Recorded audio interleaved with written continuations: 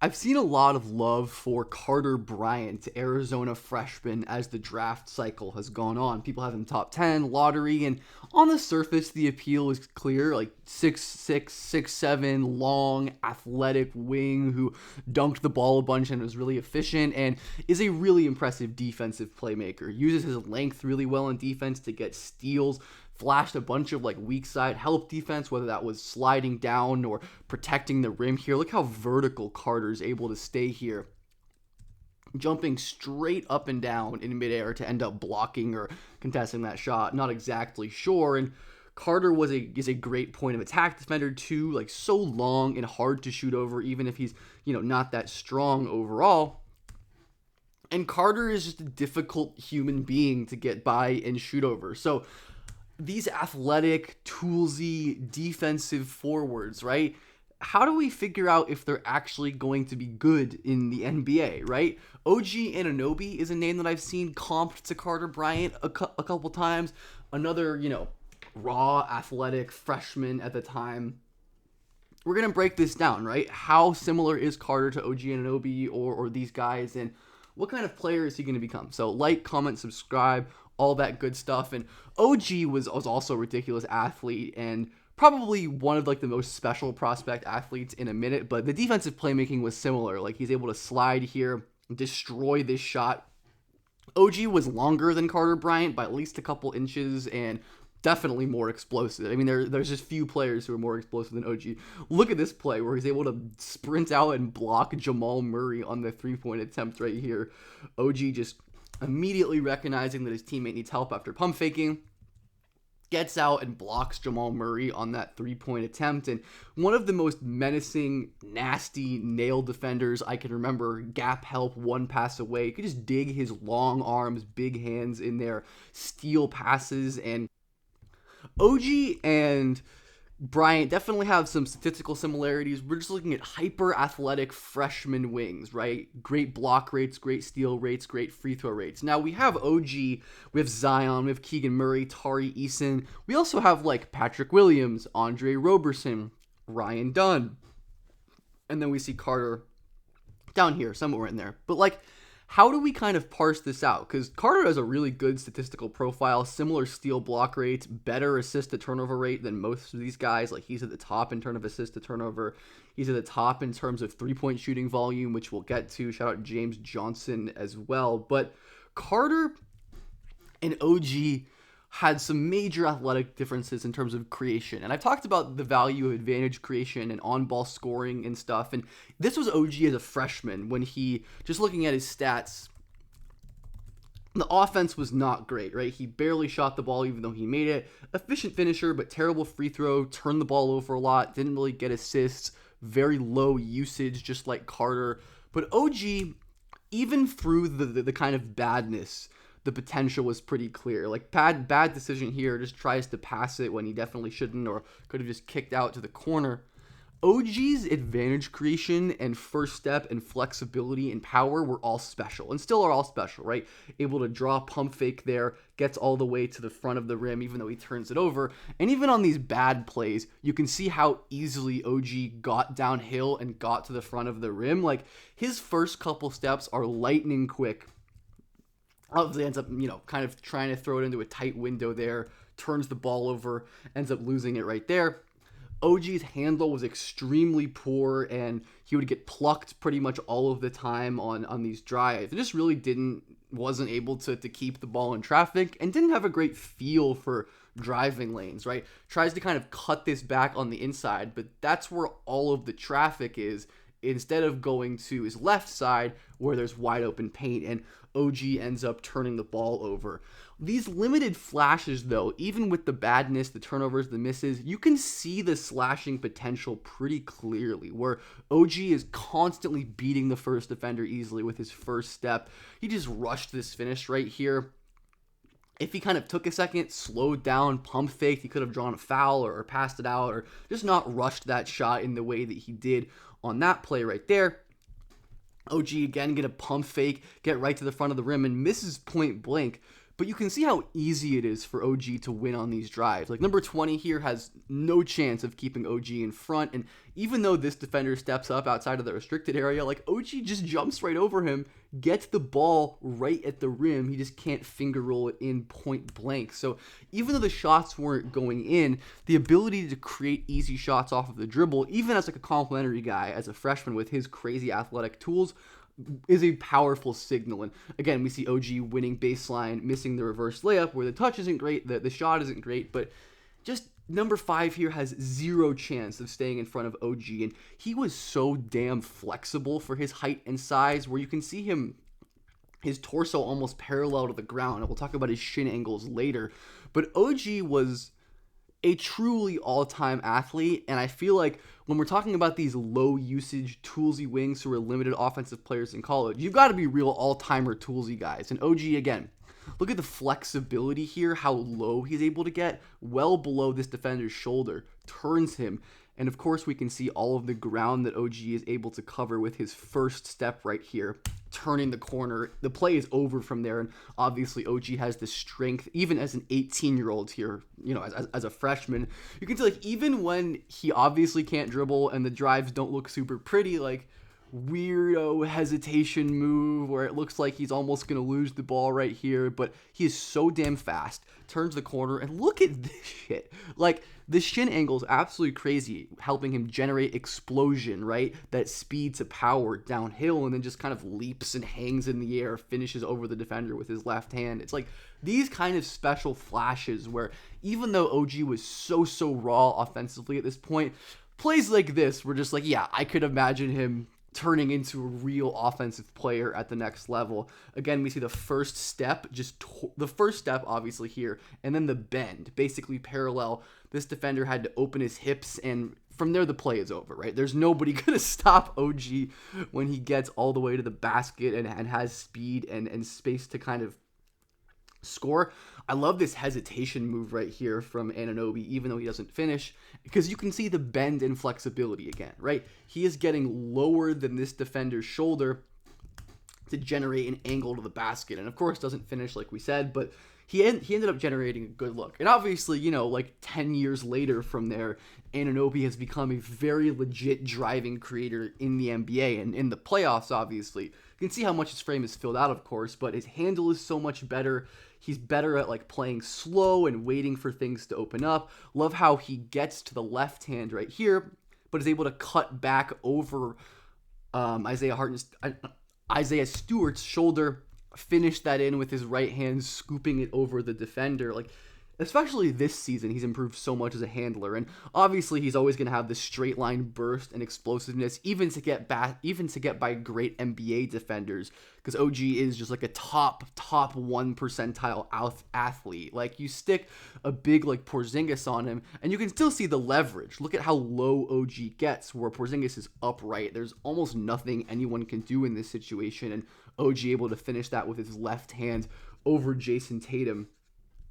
And these strides have helped him become like an important third star in the playoffs for a team that's going to make the conference finals. Like, puts Derek White in jail here, gets back to the right side and finishes, and bricks a wide open layup. But he was not putting defenders in jail as a freshman prospect, right? There was absolutely no semblance of this kind of handling coordination and this kind of balance. And even though OG is going to end up missing this shot, I love the way he's able to create a crease with this little fadeaway where the advantage creation comes up, right? OG easily beats Jalen downhill. He sees Luke Cornett coming, so instead of just going straight at him, he kind of hops to the left right here. But look at the balance too. Like, OG in a weird-ass position, but is able to hop on 2 feet, fade away, and get a pretty decent look that obviously doesn't end up going in. But OG has become a really nice off-dribble shooter. He's a great step-back 3 creator, like step-back jumpers, and OG's shooting development is obviously pretty remarkable. Like, he is an outlier shooting development guy. Shout out like the Raptors, who did a great job with this. But like, OG was not a shooter at all in college. Even his second season, he got a little better, but still wasn't great at Indiana. But total outlier shooting development. But I think that outlier shooting development was possible because of his special athletic tools and ability to create advantages as a driver, even before he really had any idea what he was doing with the ball or any kind of skill. And if we look back at this kind of list, right, this query we looked at, where OG is one of these just like really special athletes. And I think another interesting thing I looked at with these players was their half-court rim frequency, where just, what percent of their shots at the rim come in the half-court. Obviously, there's like a little bit of a correlation here. Zion, OG, even Tari Eason, who I did a video on, 47%, Keegan Murray high. Look at Carter all the way down here. Only 16% of his shots came at the basket, which is definitely a concern to me, and why I lean that he's probably not OG Anunoby, or anything necessarily close to that. But that shouldn't be too big of a knock, where I think of a guy like Patrick Williams, who I was super high on back in the day, probably wouldn't be as high on these days, who really struggled to create advantages off of the dribble. He was mainly like a tough pull-up guy, right? We saw Williams at 6'8" be able to hop into really contested jumpers. He was flashing this all the way back in high school, where 16-year-old Patrick Williams was hitting pull-ups off of the dribble. But beyond the mid-range stuff, there wasn't a ton of easy creation. There was no real dominance heuristic where Williams is just going to kind of lose the ball right here. And there were a lot of situations where Patrick Williams like had lanes to the rim and was always just looking for the pull-up jumper, because I don't think he ever had the ability to get all the way to the rim. Look at a play like this, where he's, instead of trying to create leverage and explosion downhill, he's going to go east to west and try to create separation to the sideline, but there's nowhere to go. He crosses back, and I think he's going to end up drawing a foul here because he's good and uses his strength, but obviously Williams never developed into a very good offensive player, partly because of just how timid he is, but I think also because he never was the level of driver or advantage creator that, these young, toolsy wings need to be to convert their tools and flashes in college into production at the NBA level on offense. And it's plays like this to me that are really damning now that I probably watched back then and didn't think much of, where Patrick Williams has a wide open lane to the basket. Go dunk the ball, please. But he ends up pulling up for a mid-range that he misses. Like that kind of process to me is quite concerning. And there were some flashes of him being able to get to the rim pretty easily. Finish right there against a pretty piss poor perimeter defender in Matthew Hurt. Shout out Matthew Hurt. Was always a fun guy to watch back in the day. I have no idea where he's at these days. Andre Roberson is an interesting one to me as well. We talked about his rim frequency being really high. He was an excellent finisher as a freshman at Colorado. Excuse the grainy ass footage. Like, you could just see how easy his drives were. And this is another one where like Roberson was another outlier bad shooter that never improved, and defenses played off of him even in college. But you could see the bend and the explosion that even a guy like Andre Roberson had. This is a really impressive, just rip through, dunk off the catch, like very athletic, but look at how much space defenses gave him even back then. This was just like a little fun one to look back at. Bryant, I definitely think falls more towards the Patrick Williams, Tyler Lydon side offensively, even the Keegan Murray side than Tari Eason or Zion, obviously, or OG Anunoby. Barely ever drove this season, and part of my concern with Carter is just like the usage rate was so low. 16% usage rate is crazy low for a wing player. And Bryant, in his few driving opportunities, just didn't flash very much. And you can see the difference between this and like the OG drives we showed before, where Carter doesn't have the same first step. He doesn't have the same kind of flexibility. Look how upright he is instead of being, closer to parallel like OG was. Doesn't create any space. Ends up getting blocked right there by Tugler. What Carter did have is this like pull-up shooting gene, though, which we'll get to another drive where he tacks off the catch and tries to fit it in traffic. I don't honestly mind that play, but another one where he's not attacking the rim. I've seen some people say that Carter was like a real on-ball creator before Arizona, and we should bank on that, but I don't think that's the case.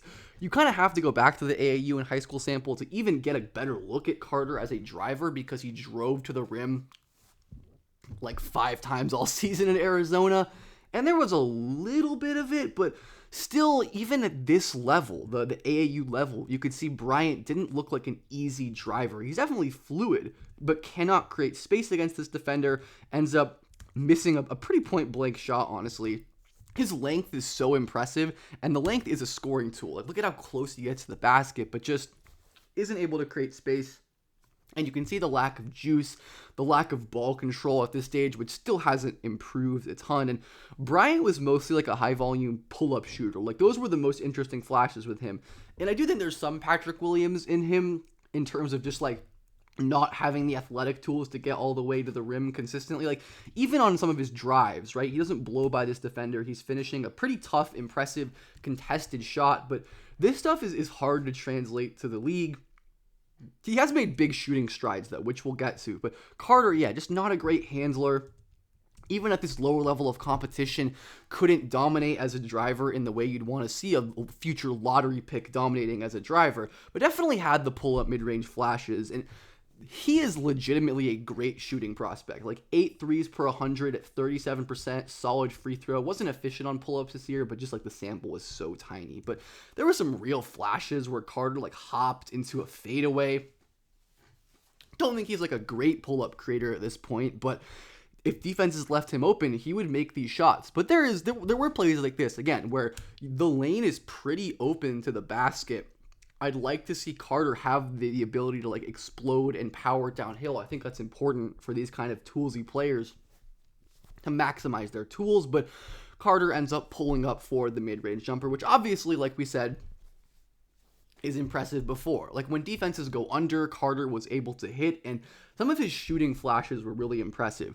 One reason that I'm confident he's going to be better than Patrick Williams, or he could be better than like a Patrick Williams or a Tyler Lydon, is because of how aggressive he is as a shooter. Like defense goes under, Carter is going to pull. And even if he's missing these shots, I appreciate the aggression, and it's obviously reflected in his three-point volume, right? Over 8.5 attempts per 100, and Carter made some ridiculous shots off of the dribble this year, which, you know, stuff like this, probably not going to see a ton, but I think it's a good flash for like his touch, his ability to organize in the air and hit these shots off of platform and off of movement. There were a couple of these flashes. I think he hit like 5 or 6 pull-up threes all year, but still good to see, right, overall, even though a majority of his shots were like open corner threes and spot ups. But even on some of these spot ups, I can differentiate between like a wide open corner three where Carter is confidently spotting up well beyond the college line.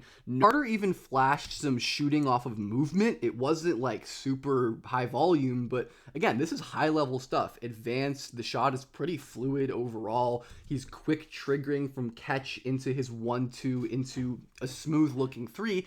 And I think Carter is probably a little better of a passer than even a guy like OG or Tari Eason was at the same stage, where, again, the volume's super low, but the assist to turnover numbers are good. Had some basic, like, pocket pass here back to a popper in Vesar, but his most impressive passes were definitely the ones to the interior, where you could see his vision kind of popping. This is one of my favorite plays. No, not this one. The last one. But Carter, good job passing over top to Vesar right there.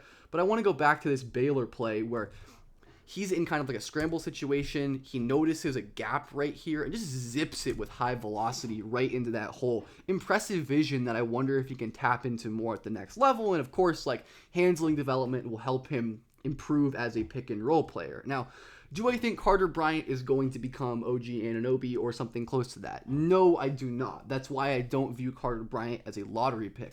But do I think he's a good prospect? I definitely do. I think Carter's is a top 20-ish prospect, and his intersection of physical tools and shooting upside definitely portends some real, like, 3-and-D, 3-and-rim protection value, where I just don't know if I see Carter ever being the offensive player or the driver or the slasher, because I think he just lacks the burst and flexibility of, like, an OG or a Tari or obviously of a Zion. But if Carter can just keep being a really awesome shooter, add value, maybe as a little bit of a pull-up shooter, that's probably his path to a higher offensive ceiling, right? Is just being a more diverse, improving as an off-dribble shooter. But it's easy to see the sell for Carter. I just don't necessarily buy it as high as some people are. But he's a really interesting prospect and someone who I've had a fun time watching this cycle, even if I'm not necessarily like top 10 high and don't see that kind of upside. But I definitely see at least, you know, solid to good starter upside with him down the road. But let me know what you thought of this video, and as always, like, comment, subscribes, all that good stuff would be much appreciated.